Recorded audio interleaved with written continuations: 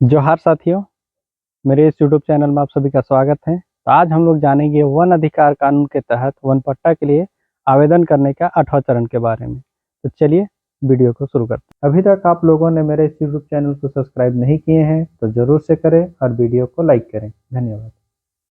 साथियों, ग्राम सभा की तरफ से दावों की फाइल उपमंडल स्तरीय समिति यानी SDLC को जमा हो जाने के बाद 2 चरणों में दावों की सत्यता की जांच की जाती है और इन पर विचार विमर्श कर निर्णय लिया जाता है। पहले दावों को उपमंडल स्तरीय समिति या SDLC जांचती है। इस वीडियो में हम SDLC स्तर की कार्यवाही पर नजर डालेंगे।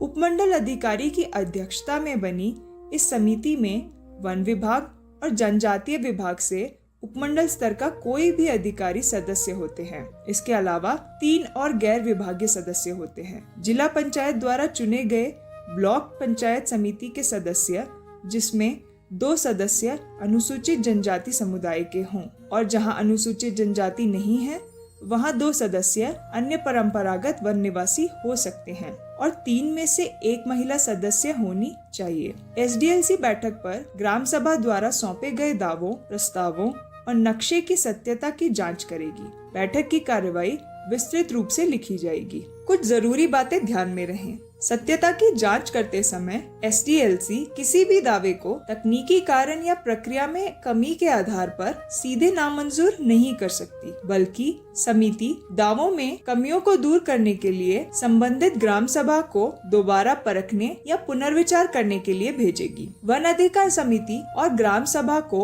SDLC के सुझावों या आपत्तियों का नियमों के अनुसार जवाब देना होगा और SDLC ने जो कमियां बताई हैं उनको पूरा करना होगा। साथियों, SDLC दावों पर निर्णय लेते समय दावेदारों द्वारा पेश सबूतों की सत्यता को अवश्य जांचेगी, परंतु नियम 13 में दिए गए साक्ष्यों की सूची में से किसी विशेष दस्तावेजी सबूत पेश करने पर जोर नहीं देगी। याद रहे, SDLC सीधे दावेदार से दावे प्राप्त नहीं कर सकती या ग्राम सभा से प्राप्त आधे अधूरे दावा फॉर्म को अपने स्तर पर सुधार कर सीधे जिला स्तरीय समिति को नहीं भेज सकती। अगर SDLC द्वारा दावे सही पाए जाते हैं तो यहाँ से दावों के साथ रिकॉर्ड ऑफ राइट्स को जिला स्तरीय समिति को भेज दिया जाएगा। अगर दावों में कमियां पाई जाती हैं तो SDLC इन कमियों को दर्शाते हुए लिखित तौर पर ग्राम सभा को दस्तावेजों में सुधार के लिए वापस भेजेगी। यदि SDLC दावे अस्वीकार करती है या उनमें कोई बदलाव करती है तो हर दावेदार को पूरे कारणों के साथ व्यक्तिगत तौर से लिखित में जानकारी देगी। याद रहे कि किसी को भी SDLC के निर्णय से आपत्ति है